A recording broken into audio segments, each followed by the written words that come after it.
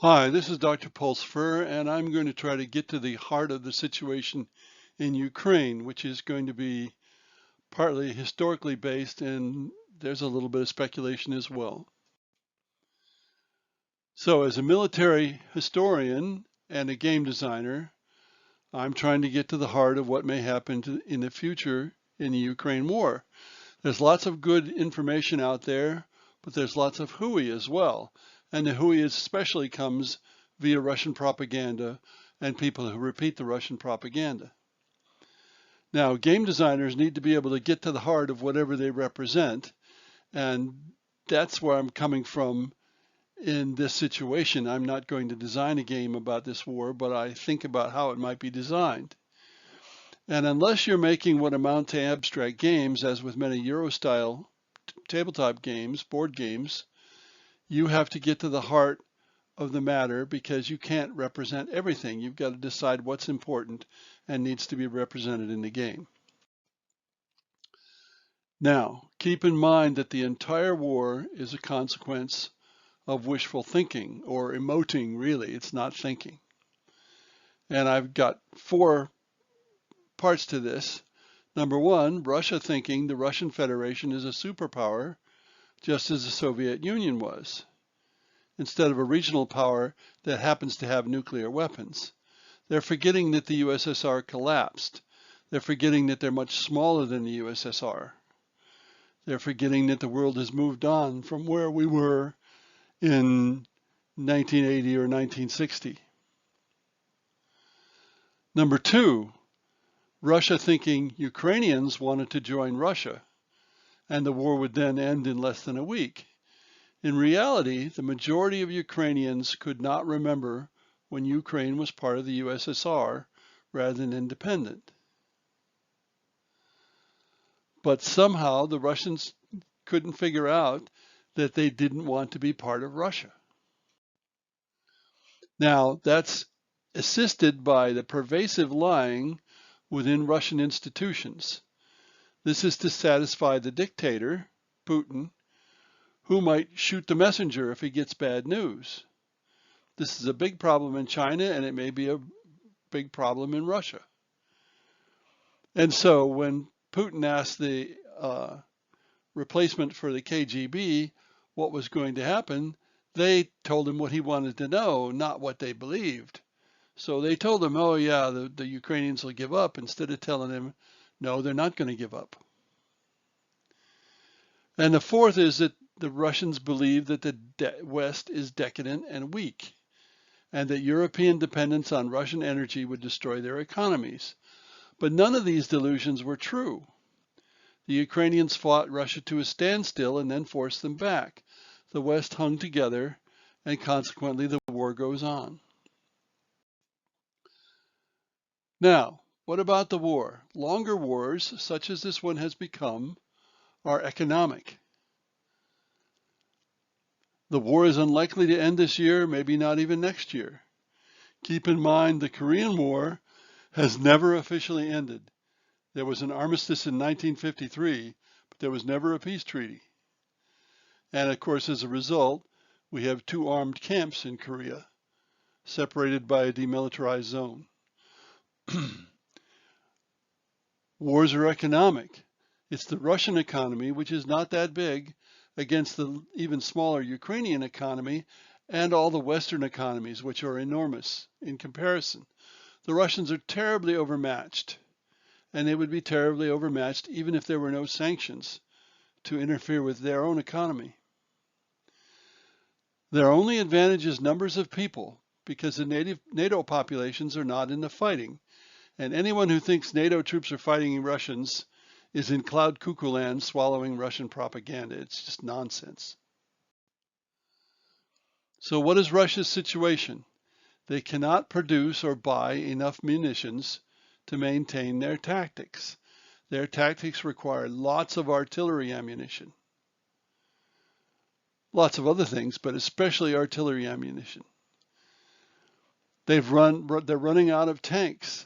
They take old tanks out of storage, T-62s, but that's only going to get you so far, and losses have been very high. And if they start to run into much more modern tanks like Leopards and even Abrams, they're in big, big trouble. They have limited long-range missile supplies. Why else do they only strike once every few weeks? They have to wait for more missiles to be produced. Their economy is deteriorating. Oil revenues are plunging. Not oil sales in numbers of barrels, but the revenues, because they're having to sell the oil very cheaply. The budget deficit by their own numbers, not that we can trust their numbers, is soaring rapidly. Again, their only asset is numbers of people, because there are more than 3 times as many people in Russia as in Ukraine, but they're currently squandering those numbers by their human wave tactics and suffering horrendously heavy casualties. The Ukrainian situation, well, they have psychological advantages, hatred of war criminals and aggressors. Putin has more or less created the nation of Ukraine, not the country, but the nation. That is, a group of people who feel that they're all part of the same group, Ukrainians, and are willing to work together. Even most Russian-speaking Ukrainians hate Russia now. Russia's blown that opportunity, blown that advantage by their own actions. The Ukrainians seem to have more flexible institutions, especially the military. And they appear to be more inventive at this point with some of the things they've done militarily. Of course, the Ukrainians are getting ammunition and other supplies from the West. And as long as that continues to happen, they have a big advantage over the Russians because the Western economy is ever so much larger than the Russian economy. And over time, they're getting newer weapons. You know, they got HIMARS at some point. Now they're starting to get Leopards. They're scheduled to get Abrams tanks. And sooner or later, they'll get warplanes. It's almost inevitable. Now, the Ukraine War is a war of attrition. It reminds some people, including me, of World War I in the West. Can Ukraine outlast Russia economically? Well, that's hard to say, as the Ukraine economy now depends heavily on the West. Can Ukraine outlast Russia psychologically? Historically, Russia is willing to fight on despite horrific casualties. But sooner or later, even the Russians will give up. Ukraine has all the psychological advantages of many allies and modern weapons and a history of winning in this war. Will Ukraine run out of people? More likely Russia will run out of people first. That's partly a demographic thing, partly because so many people have left Russia, partly because so many Russians are dead or are going to die. What's the Russian hope? They have one practical hope, that the West will stop supporting Ukraine.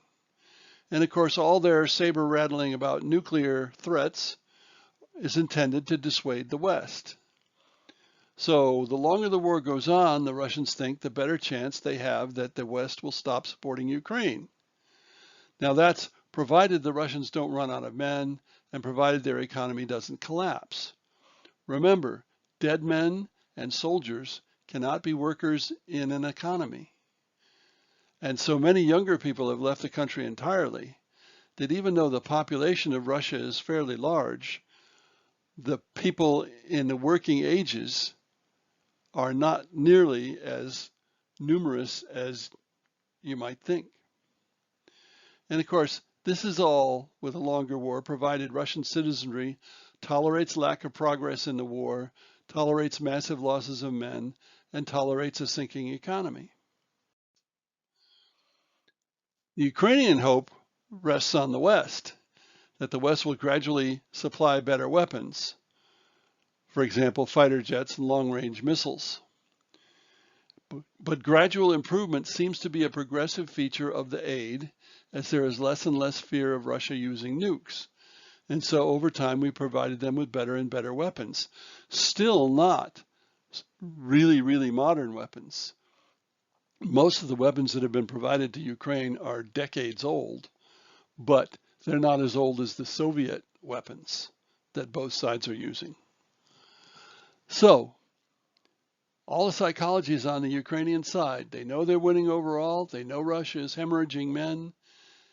Even though it's hard for a peaceful country such as Ukraine to suffer like this, they're doing it. So what's the likely result? Well, Russia's prospects sound quite grim. Sensible Western politicians know that if Ukraine falls, NATO states are next on Russia's list, and that certainly threatens World War III, and just as certainly the deaths of many Western citizens. Furthermore, nothing is going to stop the border states, which is, say, Poland, the Baltic states, Finland, etc., from helping Ukraine, because they know that if Ukraine fails, they are next.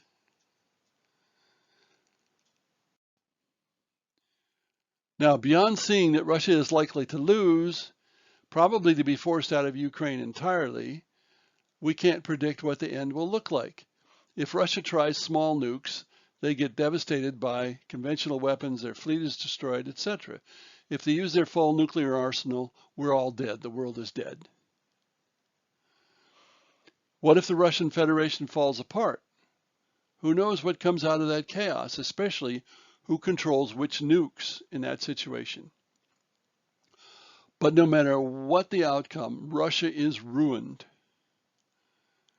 On the other hand, where will wishful thinking lead Russia? It's already led them to do foolish things. Are they going to do more foolish things? Will Ukraine be forced to be an armed state indefinitely? That's entirely possible. They can't conquer Russia.